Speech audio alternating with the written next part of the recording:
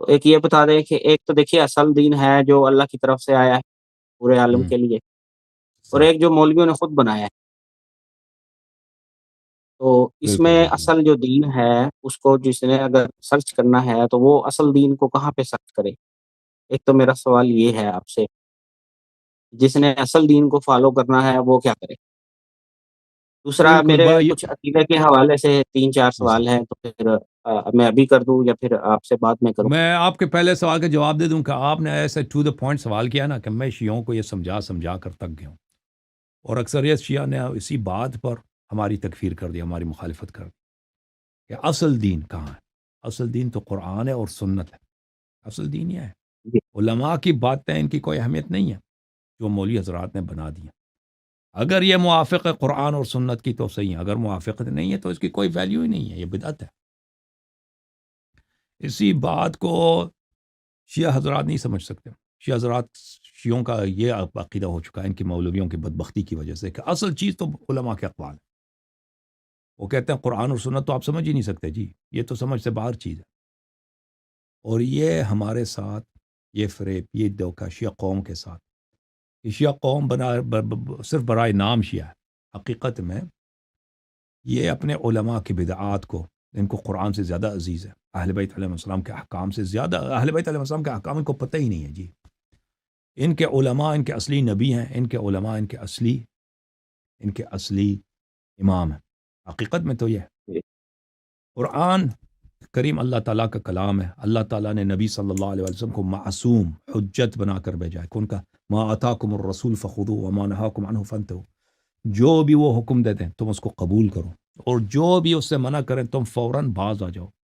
قل ان کنتم جی تحبون اللہ فاتبعونی، اگر تم اللہ کو مانتے ہو، اللہ سے محبت ہے، اللہ کی نعمتوں کو جانتے ہو، فاتبعونی تو تم میری اتباع کرو، یحببکم اللہ ویغفر لکم ذنوبکم، تم میری اتباع کرو گے تو اس کا نتیجہ جزا یہ ہوگا کہ اللہ آپ سے پیار کرے گا، اور اللہ تعالیٰ آپ کے گناہوں کی مغفرت کرے، اللہ کے حبیب بن جاؤ گے اور اللہ تعالیٰ تمہاری مغفرت فرمائے گا۔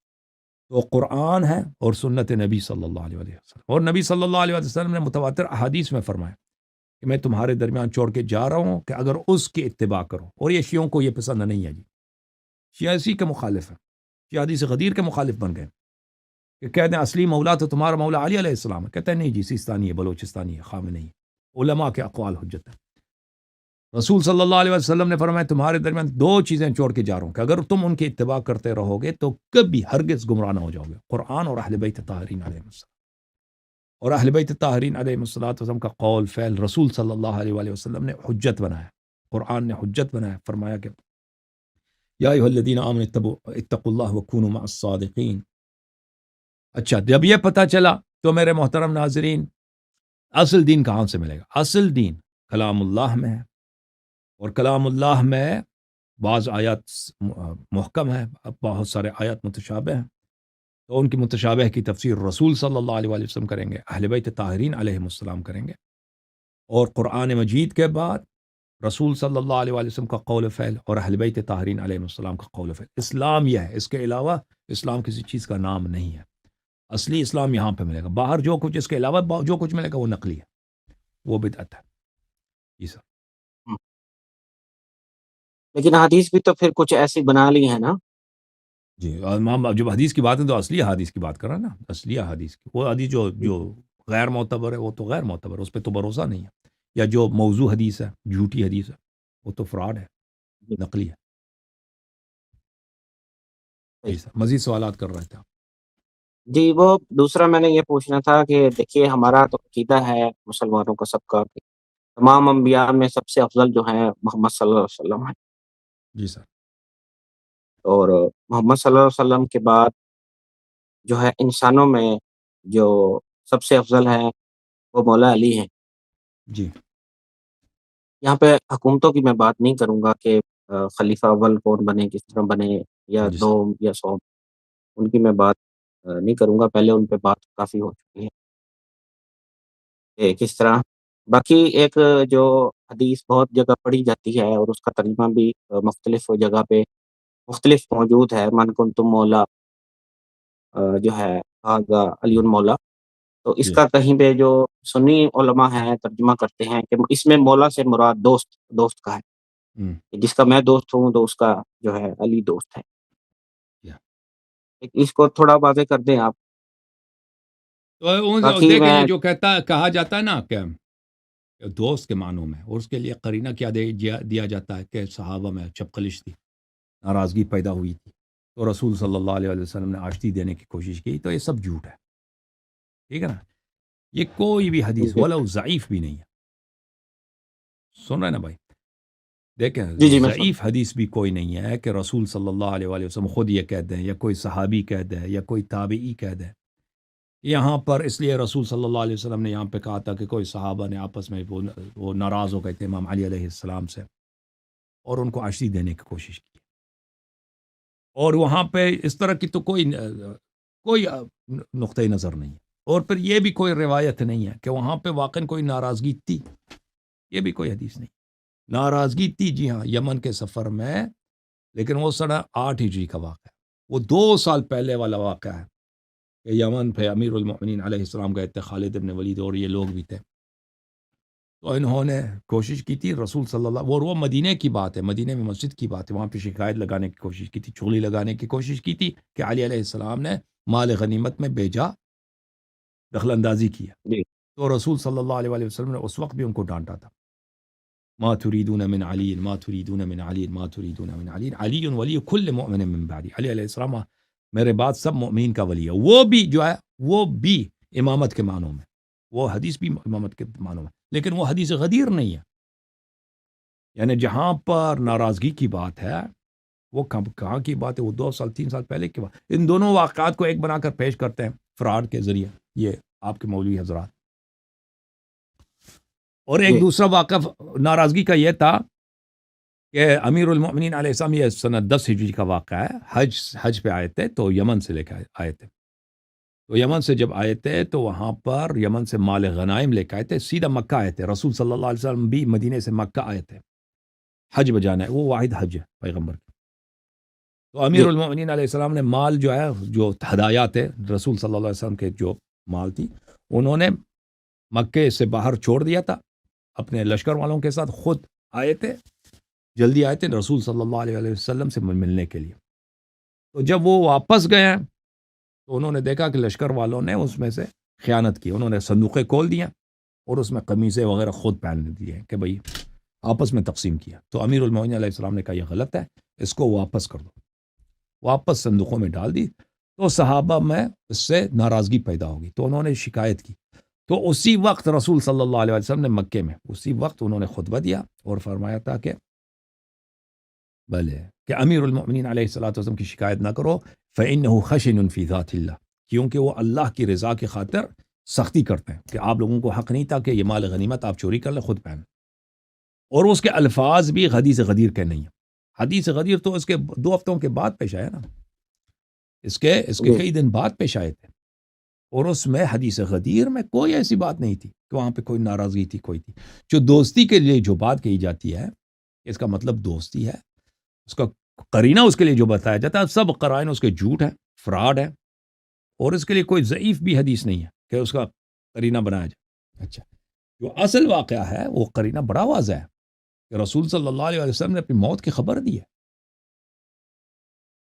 حجۃ الوداع میں رسول اللہ صلی اللہ علیہ وسلم نے اپنی موت کی خبر دی ہے کہ میں عنقریب بہت جلد یوشک ان یدعا او یوشک ان یدعونی رسول ربی فاجیب، کہ ابھی بہت قریب ہے کہ میں آپ کے درمیان سے چلا جاؤں گا، اور یہ کوئی چھوٹی خبر نہیں ہے، معاشرے کا جی لیڈر وہ ہے، معاشرے کا کنگ وہ ہے، معاشرے کا کمانڈر ان چیف وہ ہے، معاشرے کا ٹریجرر وہ ہے، معاشرے کا اسپریچول لیڈر وہ ہے، نبی بھی ہیں، ہادی بھی ہیں، معلم بھی ہیں، ہر لحاظ سے وہ لیڈر ہیں، کہ وہ چھوڑ کے جا رہے ہیں تو ان کی جگہ پہ ان کا جانشین کون ہوگا؟